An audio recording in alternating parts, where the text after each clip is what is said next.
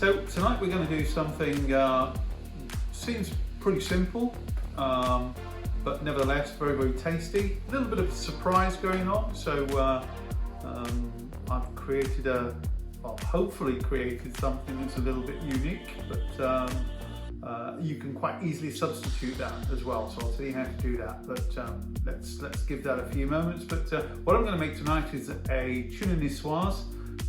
Clearly there's no tuna involved in it, so we're going to be using jackfruit, and it's a very classical French dish, and hopefully you'll enjoy. Thank you. So let me walk you through the ingredients, but before I go through that, I did post something yesterday about some form of weird spherical thing, and I kind of asked people what they thought it was, so let me show you. Come along. So here they are, and hopefully when I cut one of these,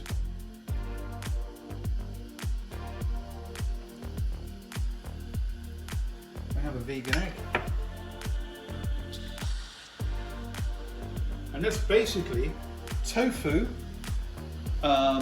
It's a little bit of chickpea flour in the center with ackee, a little bit of seasoning, a little bit of rapeseed oil. And it's just been molded into a little shape. So we should be able to do exactly the same with this one. There you go, a vegan egg. Now, I mentioned before you could substitute this. You could quite simply use tofu. So inside that vegan egg center as well, there's also turmeric. So just get some standard tofu, chop it up into cubes, mix it with a little bit of turmeric, give it a little bit of seasoning, salt, pepper, pop it in the oven. You'll have exactly the same flavor, but not necessarily one that looks like an egg. But I can show you how to make this one at another date. So we're going to start with some vegan eggs. We've got a little bit of walnut oil, we've got a little bit of olive oil, we've got some ratted potatoes, which I'm going to chop up in a second and boil. We've got a little bit of capers, we've got some French beans, we've got some tomatoes. Inside here is some jackfruit that's been marinated in a little bit of nori seaweed, some Kalamata olives, lovely lettuce, a little bit of lemon, Dijon mustard, and some herbs to make our sauce going over the top. And that's pretty much it. So let me just crack on with our potatoes. And so we kind of just want some nice chunky potatoes. Now you can make this as much or as little as you like. But the nice thing about this dish is it is really, really simple. So we're just chopping up our potatoes, popping them in the water. You can have them as chunky or as non-chunky as you like. Obviously, the bigger they are, the longer they will take. Just going straight in. So do you put salt in the water? I have. This is salted water that's gone in there.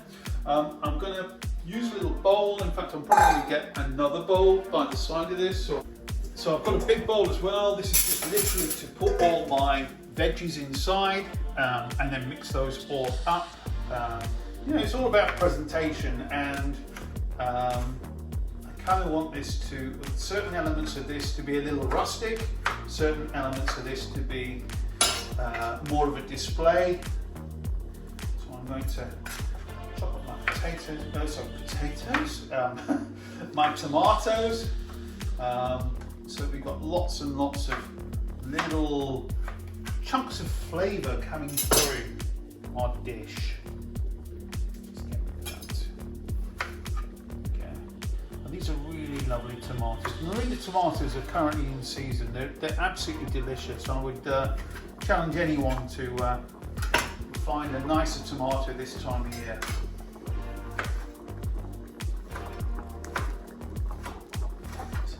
Going to get chopped up. And what's the name of those tomatoes? Marinda tomatoes. We're going to pop those in there. We're then also going to chop our lettuce. I like them in nice pieces. I just realised it's a little bit of softness at the top. We want this to be quite crunchy and robust, so those are going to go in there as well. We're going to blanch our little French beans for a few moments. I'll pop them in there, it doesn't really matter. They'll be okay, they're going to blanch for a few seconds. And while we're waiting, I'm just going to get a little bit of our tropia onions. And probably one's enough, but let's just see. We just want this finely chopped.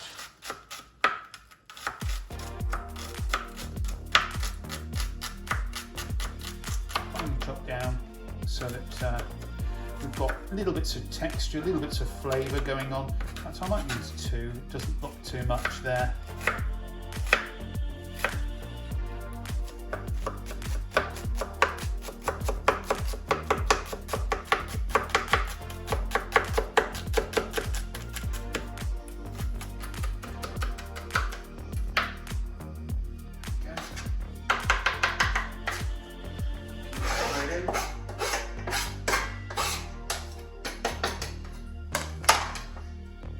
And we'll start quickly prepping our little olives. So I want some little olives to go inside there. So I'm just going to cut those in half.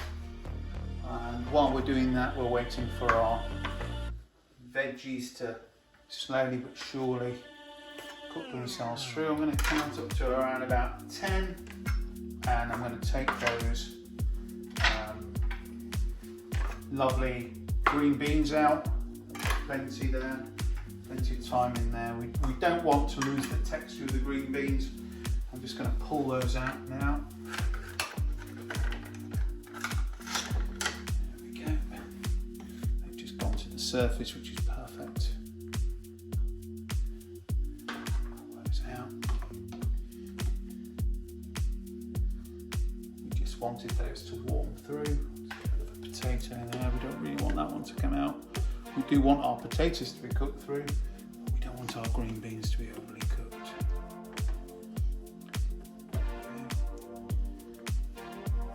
And then we've got a wild one that's just over there. Lovely. So those, chop down the centre, grab a few of them, chop them down the centre. So what type of wine is going to go with this dish? A good dry white wine actually would go really, really well with this. So, you know, I've done in the past a really nice Vermentino, which is actually a little bit minerally. It's got a little bit more flavour, but something like a nice Sauvignon would go really, really well with this. There's a whole mix of wines, but really a dry wine. I tell you what would also go really well with this. I've got one in the fridge knocking about. A nice Provence. Would go nice with this. I mean, it's really summery, this dish. A good Provence wine, maybe a little bit of flavours of rhubarb or strawberries. Let me get one of those now. In fact, I've just noticed, because Jax doesn't like these little bits on the end, let's take one of them off. That's now gone, which is great. So now you see we've got a little bit of warmth going on in that dish. I'm just going to use one of my spoons to mix it all up. You can see there we have all the different elements that are going to make a really, really tasty salad. In fact, while we're waiting for that, I'll just go and get a glass. And I will get a glass of this Provence I've got. It's a really nice Provence. I've still got somewhere. Yes. Here we go. So it's a Mirabeau Provence. As you can tell, it's had a little bit of tasting previously. And the wonderful thing about this one, it's relatively dry.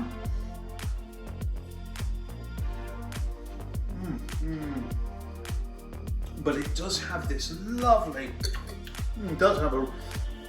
just imagine getting a piece of rhubarb and dipping it in just a little bit of sugar. That's that. That is a cracking wine. Okay, so we'll finish off chopping our Kalamata olives. I'm using Kalamata because Kalamata is it's a great olive for flavour. It's got lots and lots of saltiness to it. We don't want to be adding extra salt to this dish if we can help it. There will be a little bit, trust me, because the dressing is going to have extra flavour in there as well. But you know what? It's nice to have natural salts that sit there. And although salt is generally added to olives, these olives just taste divine. Okay, so they've gone in. And they're not as acidic as green olives, are they? Exactly, yeah. And it's a classical dish, this. I mean, it's a real classical dish. It not only looks good, it tastes delicious too. And it's one of those dishes you can prepare in advance, apart from obviously, it's nice to have those little warm potatoes. Right, so what we're next going to do, we're going to do our dressing. I kind of like using Dijon mustard, which is a classic. I like lots of Dijon mustard in my dressing. To put in some capers into my dressing, sometimes you can put the capers straight into the salad, but I kind of like doing that. Then I've got a mixture of herbs. So I've got some oregano, I've got some thyme, and I've got some marjoram I'm going to put in. Give that a little stir. I'm then going to add some olive oil. A fair amount of olive oil. Usually it's 3 parts olive oil to the dressing, but this time I'm also going to add some walnut oil. Oops, that was a lot, but that's a good amount. That's exactly what I want. And that's now going to form my dressing. Now I actually like adding a little bit of water to this. Only because I like the emulsification that takes place. So I'm going to add a little bit of water to my dressing. Can you see that? It's now looking like a lovely creamy dressing. What could people use instead of mustard if they're allergic to mustard or something? If they're allergic to mustard, it's quite nice. They can use a vinaigrette instead, and you know, quite often you would put something like apple cider vinegar in there. In fact, I might just do that. Just a little drop of apple cider vinegar to give it a little bit of acidity.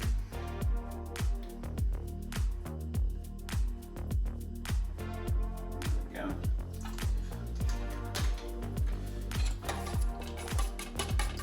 And that's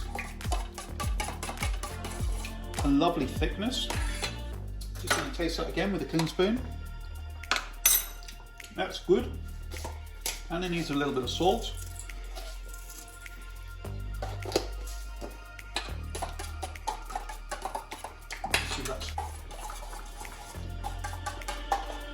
And that's good.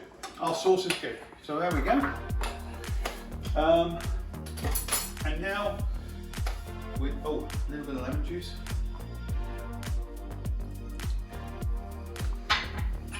That can be an alternative to apple cider vinegar, but it's nice to have a little bit of lemon juice in there. Just gives it that little freshness in there. It does. It brings out that freshness. It also makes sure that the dish is not overly rich as well. It cuts right the way through it. I'll just have a little slurp. And now we're just going to check our potatoes. It's a hard water, so we kind of like to not have hard water. So it's not a million miles away. Give that a few moments, and then we're ready to plate. I'm going to, while we're waiting, just gently cut through these lovely vegan eggs. They look really good. They're not bad.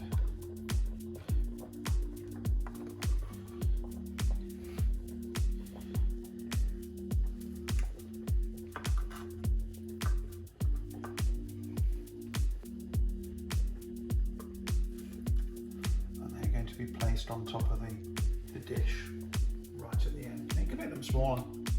Actually tastes quite nice. Actually tastes like egg, which is really cool. Take one of those. Oh wow. Pretty cool, isn't it? Mmm. Cut those down again. Yeah, I've definitely got that taste.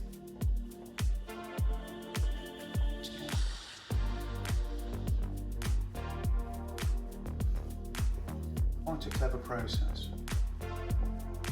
Very simple to do as well.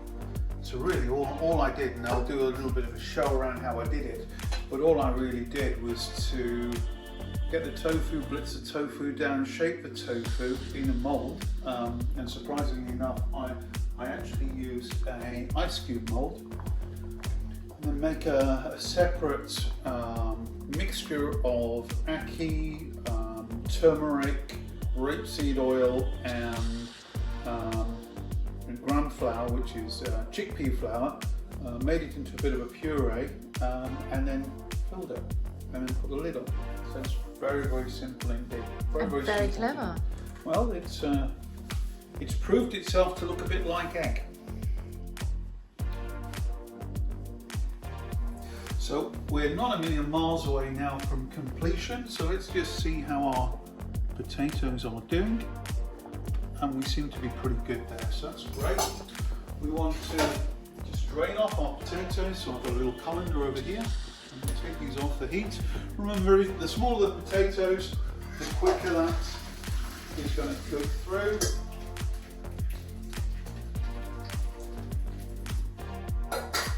There we go. So our potatoes are pretty much ready. We're pretty much ready to go. We're going to delicately dress our plates. So here we go, a couple of plates, and we're going to start with our salad. So pop our salad on the plate. And you may be wondering, why are we dressing this now? Well, I like dressing it right at the end. That way we get all the different flavours coming together. And also you keep the crunch of your lovely lettuce leaves as well.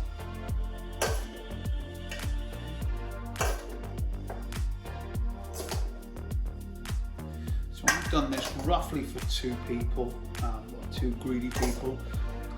You can double the amount of vegetables for more people, but it's really simple to make. It's a real simple dish to make. So there we go. So now we have all the different elements in there. I'll leave a few there. And then we'll pop the potatoes in. Let's dot some potatoes around.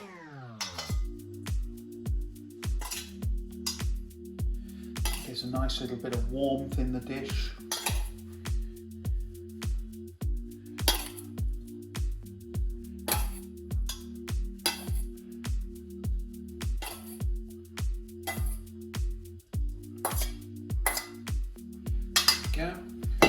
And then, as you noticed, I've got this lovely jackfruit tuna.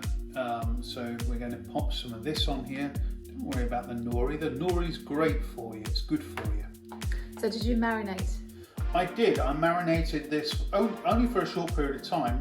You know, it's really better if you leave it overnight. I've just done this for just under an hour. An hour's there or thereabouts is perfect. But any more than that, you're going to get an even richer flavour. And let's remember, this is going to bring lots of goodness. Got vitamin C in it. It's also very, very tasty. It brings that texture. So if you ever remembered having a tuna nicoise salad, this is going to give you the same texture that you once enjoyed. It's also going to, because of the nori seaweed that's in there, it's also going to give you that flavour that you once enjoyed too. So there we go. So let's try and take a little bit more out. I'm not trying to get any of the water out there if I can help it, but by all means save that because it's quite nice. And then I'm going to gently pop down our vegan egg into the dish.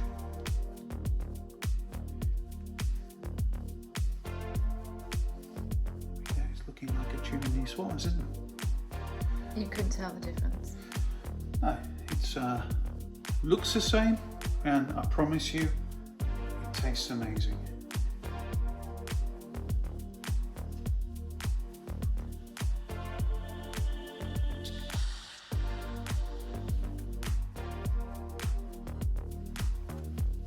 There we go. Who's missing one? 1, 2, 3, 4, 5, 6, 7. 1, 2, 3, 4, 5, 6, 7. Well, we've both got 7, so somebody can have 8. There you go. And then right at the very end, let's just quickly dress it. So let's just put that lovely sauce over the top. Let's get all that dressing over the top of this. Capers and delicious mustard and oils all over the top. And you know, the nice thing about doing this right at the end is it will filter down because our pieces are quite small, but also you can adjust this to your taste. You know, if you like a lot of vinaigrette, put more on it, you know, there's no harm in that. But this will just filter itself down into a glorious, glorious finish. And voila!